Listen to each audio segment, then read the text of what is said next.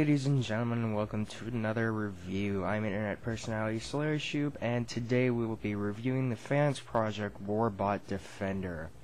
So first of all, a little background on this figure. Fansproject has been doing a number of upgrade kits that cater to the fans' needs. For example, the Superion upgrade, their recently announced Bruticus upgrade, and the Commander series, and what we hope to be released, the Protector armor. Now, they decided to take a running leap, if you will, and release their first full figure, i.e. the Warbot Defender, a clear homage to G1 Springer. So first of all, let's get this out of the way. Let's take a look at his box, which is a very nice looking box. They even encased it in plastic, and then there's the box, and then there's the plastic bubble, which is inside a cardboard sleeve. So they really went all out in protecting this figure, and I have no idea what any of this says. I don't speak Japanese, and I don't claim to. Next, we have the instruction booklet, which is very, very thick. And it has a comic in here, like every other release of a Fansproject thing, although not quite up to the quality that the Commander series comics were. I'm not quite sure, but it does hint at some other releases, namely a Roadbuster and a couple other wreckers. Along with, oh, by the way, spoiler alert, a dark repaint of Springer. So the instructions are very, very long, and they're nice.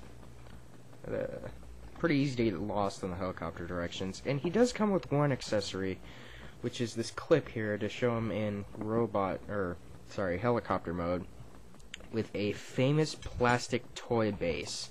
Now I'm gonna go ahead and go out on a limb and say it's probably a Bandai action base, but I'm not too sure. Anyway, looking at this mode, he's a quite nice armored car, which I prefer to his original car mode of a sports car. I just think it fits Springer a lot better, especially with Last Stand of the Wreckers. I mean, it fits his character a whole lot more.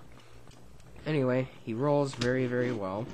He has his pistols up here, which do rotate very nicely. And he has his sword stored underneath. We'll get into more of that later. I mean, it's fine storing it in there, but you may not want to.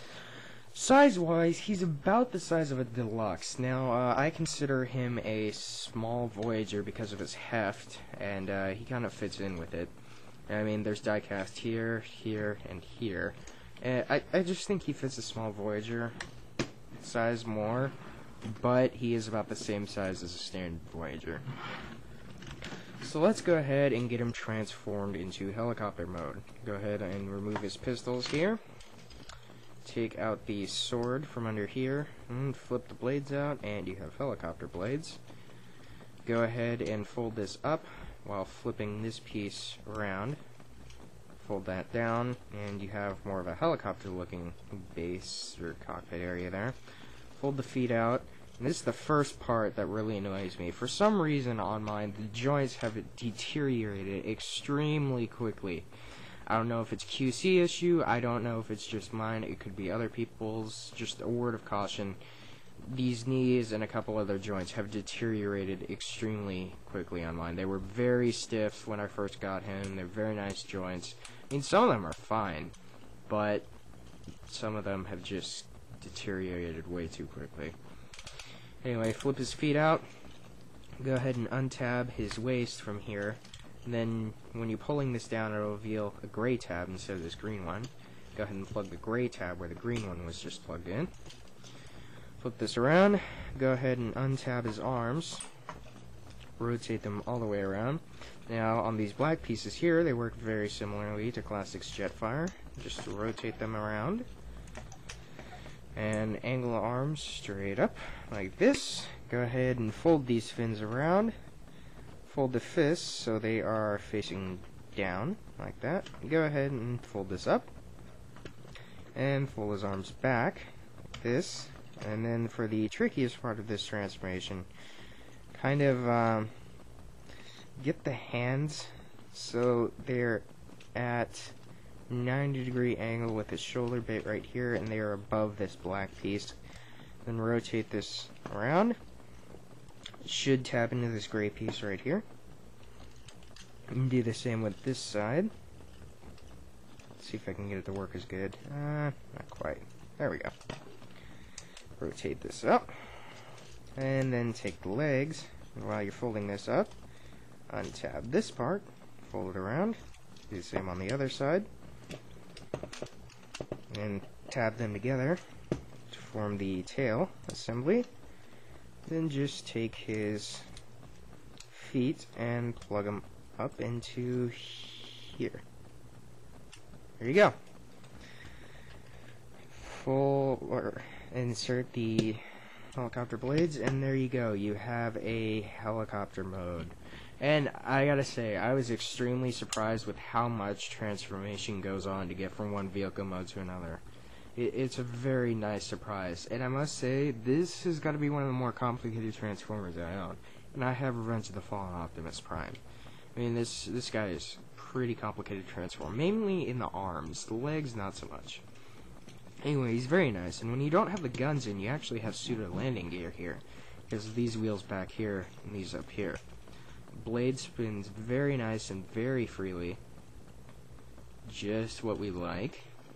Overall, a very nice helicopter mode. You can also flip the wheels up here and take his guns and angled ports right here. You always gotta love those.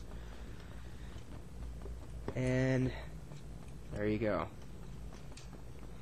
So, a very nice helicopter mode. Definitely more than I was expecting. So let's get him into... Oh. And before I do this, one more thing with size comparisons. Here he is next to Revenge of the Fallen Breakaway. So he's actually a pretty big helicopter, which surprised me. So go ahead and pull all his accessories off and set them off to the side. Now, a note on the sword. It is very, very thin. Now, we know from Frenzy Rumble that these things can bend pretty far without breaking, but I really don't want to risk it on mine. I mean, they're so thin that they are almost transparent at some parts. So be very careful with this sword. Anyway, on to the body. Go ahead and flip these pieces in. Fold the legs up. Separate this part. Fold them in. Reattach them. Here. Go ahead and spin this around. Now come under here. Unfold the arms. Fold this out. Fold this up. Fold this around. And spin at the ball joint right here. And fold his hand out. Do the same on this side.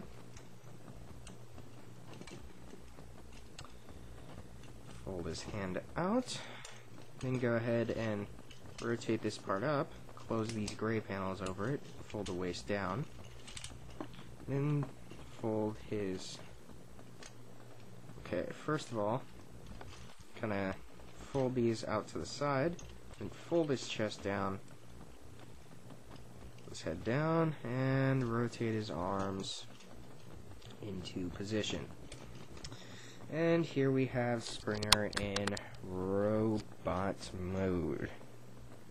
I must say, he looks very, very nice in this mode. A great homage to Springer. Very, very nice. So, let's go over articulation. His head is on a very nice ball joint, and he's got that nice Krylon silver paint on his face. It's very nice. Shoulders can rotate. This is the other joint that got very, very loose. You can rotate at the bicep, go in and out at the shoulder. He's got ball joint elbows and wrist rotation right here. He has a bit of a waist. Go out at the hips, and these are really, really heavy ratchets. You can spin at the legs right here and bend at the knee. It's like a double jointed knee, and it's very, very loose on mine. And then he has an ankle joint right here, and his feet can, of course, move. Now, the other major problem with this figure, he is very hard to make stand because of these ridiculously tiny feet. Now, I can see why they did this, but there could have been something that folded out and allowed him to have more of a heel. But he has many, many cool things in this mode. He has a sword, which you can, of course, hold and put back here, and forgive me, I mistransformed this. And he has his guns. Now these are very cool, because you can put them in the holsters here, Right. You can, of course, hold him. But due to this guy's articulation, he can actually grab the gun from the holster and then unholster it. That is really cool. So, he's full of features. He's the first triple changing Springer that we've got in years. Do I recommend him? Depends on how much you want to pay. This guy retails for around about 80 bucks. For a deluxe size figure, that's something a lot of people aren't going to want to pay, but I definitely recommend going out and picking him up. He's so worth it, in my opinion. Oh, and one last size comparison here. Here he is with the Lux Landmine. So he's taller than a deluxe. That's one of the main reasons why. Anyway, this has been Internet Personality Slayershoop.